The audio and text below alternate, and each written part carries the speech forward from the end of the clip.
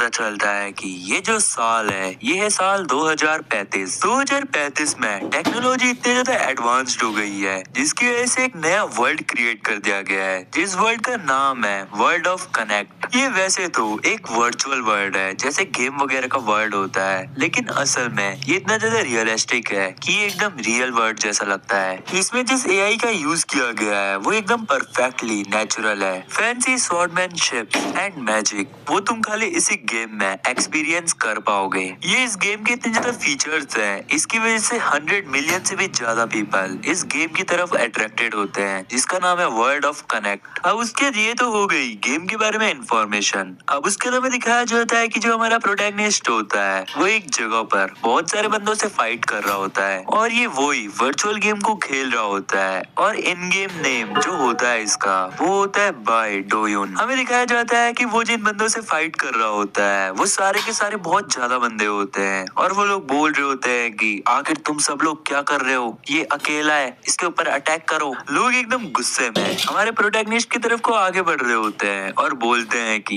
ये हमारे अंपायर का एनिमी है। हमें पता चलता है कि कनेक्ट वर्ल्ड में जो इसकी रैंक है वो है 13th रैंक। मतलब समझ लो ये कितना ज्यादा पावरफुल होगा। 100 मिलियन पीपल्स में से इसकी 13th रैंक है। जो हमारा प्रोटैगनिस्ट होता है वो बहुत सारे बंदों को मारते हुए सीधा आगे को बढ़ रहा होता है और धीरे धीरे वो सारे के सारे अपने दुश्मनों को निपटाते जा रहा होता है। हमें पता चलता है कि जो हमारे एनिमीज होते हैं वो हमारे प्रोटैगनिस्ट की तरफ को बहुत सारे एरोज फेंकते हैं, लेकिन अचानक से वो एरोज हवा में ही स्टॉप हो जाते हैं और फिर वो उन्हीं लोगों की तरफ को दोबारा अटैक करने लग जाते हैं। वो जो बंदे होते हैं वो लोग बोलते हैं कि आखिर हमारे एरोज हम ही के ऊपर अटैक क्यों कर रहे हैं। हमें पता चलता है कि ये सब कुछ हो रहा होता है हमारे प्रोटैगनिस्ट की पावर्स की मदद से, जिन पावर का नाम होता है साइकोकाइनेटिक्स। इस पावर की मदद से जो हमारा प्रोटैगनिस्ट होता है वो किसी भी फिजिकल ऑब्जेक्ट को किसी भी डायरेक्शन में मूव करवा सकता है और अपने हिसाब से उसको कंट्रोल कर सकता है। अब उसके बाद जो वो बंदे होते हैं वो एकदम बहुत ज्यादा खतरे में आ जाते हैं क्योंकि उनके सारे के सारे अटैक्स ब्लॉक कर दिए जा रहे होते हैं और उनको बहुत ज्यादा डैमेज हो चुका होता है। अब उसके बाद हमारा प्रोटैगनिस्ट एक फाइनल अटैक करके उन सभी को मार देता है और फिर उसके बाद अंदर को जाने लग जाता है। वो सोच रहा होता है कि हो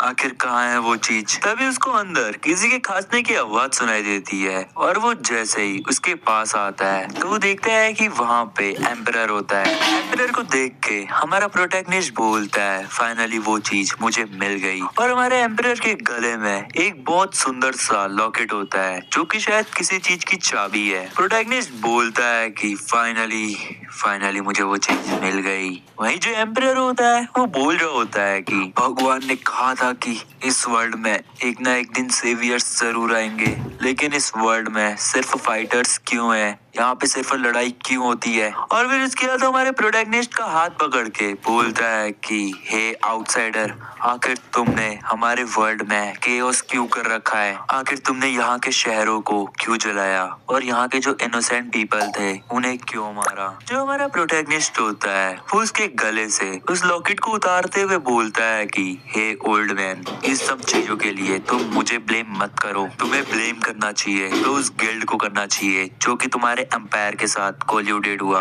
और उतने में उसको पीछे से कुछ और लोगों की आवाज आ रही होती है और वो बोलता है कि शिट, ये गिल्ड के लेट कमर्स यहाँ आ गए हैं। और फिर इसके बाद उस लॉकेट को लेके जाते हुए बोल रहा होता है कि कोई बात नहीं, सब चीजें बिल्कुल वैसी होगी जैसी गॉड ने प्लान कर रखी है। तुम सभी उन चीजों के लिए पे करोगे जो कि तुमने किए हैं। और फिर उसके बाद वो एक बॉक्स जैसे के पास आता है जिसको देखकर लग रहा होता है कि उसमें लॉकेट लगकर वो खुलेगा। फिर उसके बाद जो प्रोटैगनिस्ट होता है वो लॉकेट निकालता है और उसको इस बॉक्स के ऊपर लगाता है जिसकी वजह से बॉक्स में कुछ फॉर्मेशन जैसी बनती है और वो बॉक्स पीछे को होकर एक सुरंग की तरफ को रास्ता खोलता है। हमारा प्रोटैगनिस्ट बोलता है कि जो मुझे इंटेल मिले थे उसके अकॉर्डिंग ये सबसे पहले मिथिकल आइटम्स होंगे जो कि इस कनेक्ट वर्ल्ड में पाए गए हैं। 5 साल पहले कुछ मेजर गिल्ड्स ने यहाँ के एम्पायर के साथ कोल्यूट किया और पूरे के पूरे वर्ल्ड को डिस्ट्रॉय कर दिया। पिछले 6 महीने से मैंने जो कुछ भी किया ये सब का सब मैंने इसी चीज के लिए किया। हमें पता चलता है कि जो मेजर गिल्ड्स हैं उन्होंने वर्ल्ड का कंट्रोल अपने हाथों में ले लिया है और हमारा प्रोटैगनिस्ट बोलता है कि मैं सिर्फ एक सोलो प्लेयर हूँ जो कि टॉप 100 के अंदर है। और फिर उसके प्रोटैगनिस्ट बोलता है कि ठीक है फिर मैं जल्दी से उन्हें लेता हूँ और यहाँ से निकल लेता हूँ जितनी जल्दी हो सके। अगर उन लोगों को पता चल गया कि मैंने उनसे पहले ये मिथिकल आइटम्स ले लिए तो गिल्ड वाले मेरे को बिल्कुल भी नहीं छोड़ेंगे। वो बोलता है कि ठीक है फिर क्या यहाँ से बाहर जाया जाए। और उतने में वो देखता है कि उसके पैर के आगे कार्ट्रिज पड़ी होती है। उसको देखकर बोलता है कि आखिर ये क्या है, क्या एक कार्ट्रिज है, आखिर ये यहाँ पे क्या कर रही है।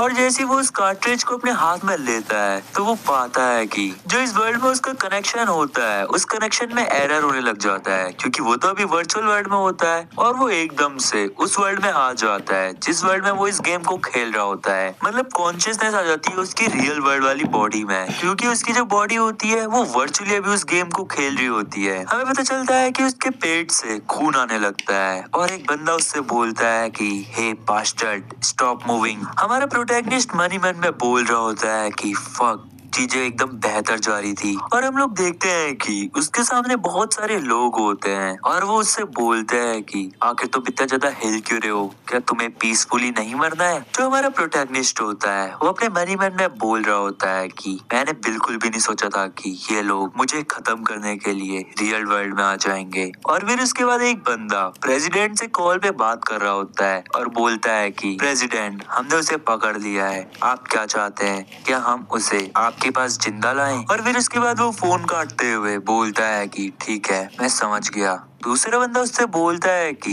आखिर बॉस ने क्या कहा। वो बंदा बताता है कि बॉस ने कहा कि उसे मार दो, वो सिर्फ चाहते हैं कि वो उसका कटा हुआ सर देखें। फिर उसके बाद कुछ बंदे उसको पकड़ते हुए बोल रहे होते हैं कि तुम अभी जिस लेवल पे हो उस लेवल पे तुम्हें नहीं खेलना चाहिए था। तुम्हें क्या लग रहा था तुम ये सब कुछ अकेले कर सकते हो सिर्फ इसलिए कि तुम इस गेम में गुड हो। जब तुम्हें थोड़ा बहुत फेम मिलने लगा तो तुम्हें इस बात का भी डर नहीं था कि तुम्हारे साथ क्या होगा। वही जो प्रोटैगनिस्ट होता है वो बोल रहा होता है कि प्लीज प्लीज मेरे साथ ऐसा मत करो, प्लीज मुझे छोड़ दो। लेकिन वो बंदे बोलते हैं कि ठीक है अब इसका फेस कवर करो। उसके फेस के ऊपर से कपड़ा पहनाया जाता है और फिर एक बंदा चाकू पकड़ता है और उसकी गर्दन को काट देता है। अब उसके बाद हमें प्रोटैगनिस्ट की आवाज सुनाई जाती है जहाँ पे प्रोटैगनिस्ट बोल रहा होता है कि लोगों को मारना सिर्फ एक गेम के लिए, ये लोग सच में कितने ज्यादा क्रेजी हैं। क्या मेरी मौत सच में ऐसे ही किसी तरीके से होने वाली है, क्या सच में मैं मर चुका हूँ। अब उसके बाद हमें किसी और बंदी की आवाज सुनाई जाती है जो कि बोल रही होती है सर सर प्लीज प्लीज उठिए। और हम लोग देखते हैं कि उतने में ही हमारे प्रोटैगनिस्ट की आंखें खुलती है और वो उठते ही एकदम पूरी तरीके से शॉक हो जाता है। वो बोलता है कि आखिर मैं कहाँ पे हूँ और अभी अभी मेरे साथ क्या हुआ था। मुझे लग रहा था कि जब मुझे चाकू मारा गया तो उसके बाद मैं मर गया। लेकिन उतने में उसके सामने एक मेड आती है जो कि उससे बोलती है कि क्या आप ओके हैं सर रॉल। हमारा